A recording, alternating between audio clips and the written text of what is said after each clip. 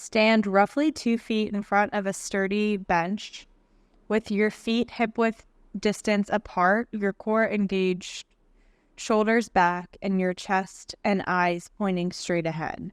Pick up your right foot and place it on the bench behind you.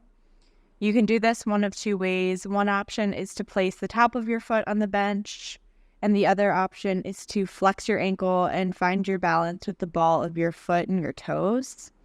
Ensure your feet are still roughly hip distance apart, if not wider.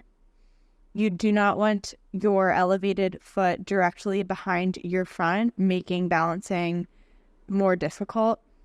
Engage your core with your chest high and eyes looking straight ahead. Bend your left knee, allowing your right knee and ankle to naturally bend as well as you move through the downward phase of the exercise without taking any load on your back leg.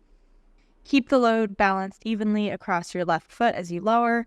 Hinge slightly forward at the hips. Ensure that your left knee remains aligned with your left toes. Inhale through this downward phase.